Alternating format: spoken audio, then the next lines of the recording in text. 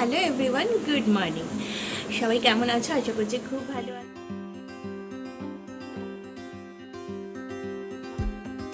বন্ধুরা, ব্রেকফাস্ট তো কমপ্লিট, আর এখন মা দেখো আম কেটে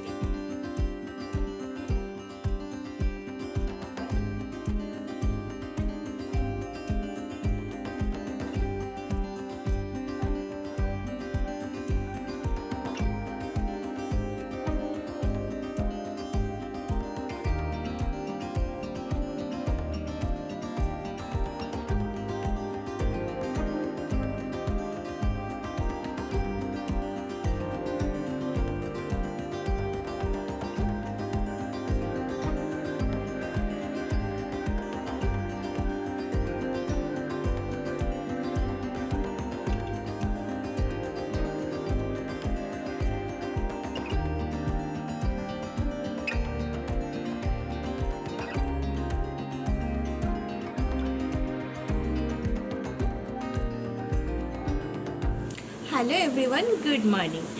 সবাই কেমন আছো? আশা করছি খুব ভালো আছো, আর আমিও তো ভালো আছি। সকাল সকাল মার বাড়ি থেকেই আমি ভিডিওটা স্টার্ট করছি। আর এখন ব্রেকফাস্ট করার টাইম, ফ্রেশ তো হয়ে গেছি। চলো ব্রেকফাস্ট করে নিই, দেখা যাক আজকে মা ব্রেকফাস্টে কী রান্না করেছে। ব্রেকফাস্ট নিয়ে নিয়েছি। ব্রেকফাস্টে রয়েছে রুটি, আলুর তরকারি আর তার সঙ্গে মিষ্টি। তো চলো এখন ব্রেকফাস্টটা করে নেব, কারণ উঠতে অনেকটাই বেলা হয়ে গেছে। যেহেতু বলেছি এখানে সেরকম কোনো কাজ থাকে না, তাই অনেকটা বেলা করেই উঠি। তো ডাইনিং টেবিলে বসে ব্রেকফাস্ট করছি, আর বেশ কথাও বলছি, গল্প করছি। অনেকটা সময় নিয়ে আমি এখানে খেতে পারি। অন্য সময় ওই বাড়িতে থাকলে কাজকর্মের জন্য একটু হুড়োহুড়ি হয়ে যায়, তাই অত সময় করে খাওয়া হয় না। আর এখানে বেশ সময় হাতে নিয়ে আমি ব্রেকফাস্টটা করছি।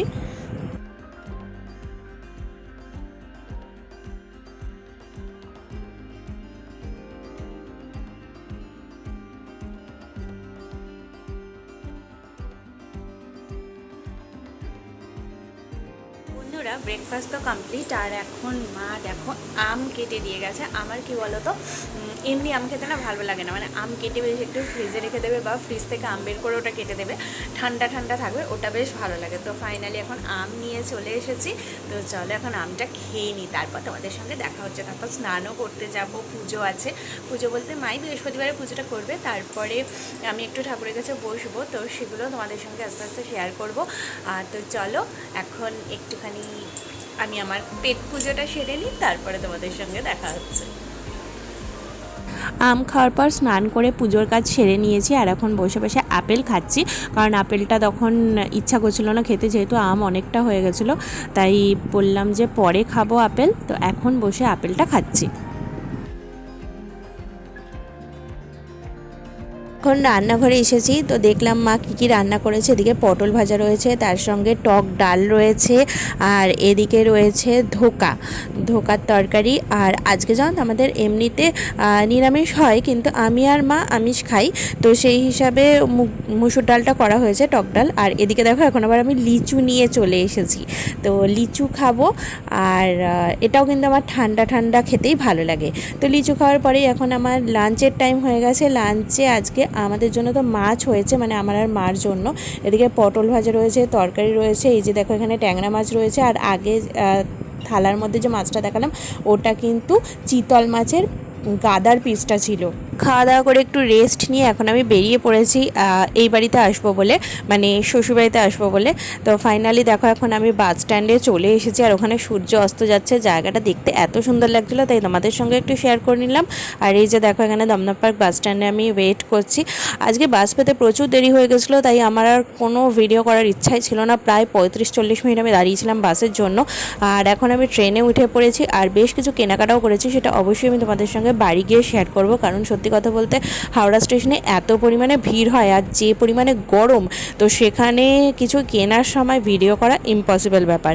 তা আমি কিন্তু এখন মৌরিগ্রাম স্টেশনে নেমেছি। আমি এখন থেকে মৌরিগ্রামেই নামি, সেটা যারা আগে আমার ভিডিও দেখতে তারা জানো যে আমি আমার স্টেশনে এখন নামি না, কারণ আমাদের মৌরিগ্রাম থেকে যেতে বেশ খানিকটা সুবিধা হয়। তো এই যে দেখো মৌরিগ্রাম থেকে এখন আমি বেরোচ্ছি, আর এখানে খুব সুন্দর একটা মন্দির আছে, সেটা আগেও আমি তোমাদের সঙ্গে শেয়ার করেছি, যদিও এখানে রাস্তার অবস্থা ভীষণ খারাপ, দেখতে দেখতেই পাচ্ছ এই যে এরকম হয়ে রয়েছে, কিন্তু কিছু করার নেই। আর এদিকে কিছু ফলওয়ালা বসেছিল।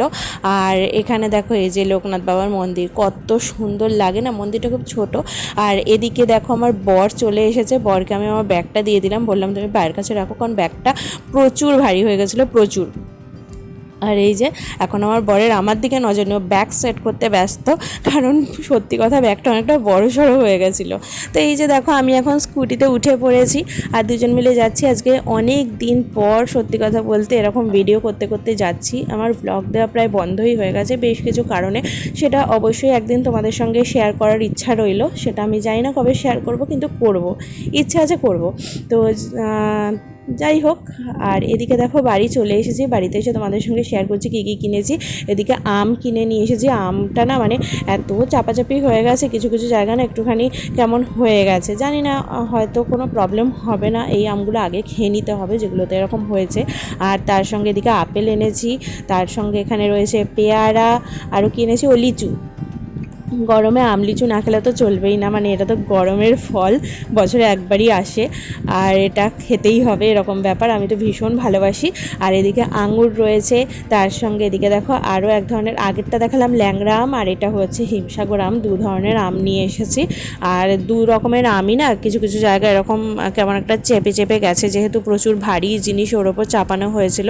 আর এদিকে রয়েছে সবেদা, এইগুলো নিয়ে এসেছি, ও আরও আছে, এখানে রয়েছে বেদানা, মানে ভুলেই গেছি, এত জিনিস কেনা হয়ে গেছে আর কি বলবো। তো এই হচ্ছে আজকে আমি জিনিস কিনে এনেছি, এইসবই ছিল। আর তোমরা কারা কারা এরকম আম লিচু এগুলো খেতে ভালোবাসো অবশ্যই কিন্তু শেয়ার করো।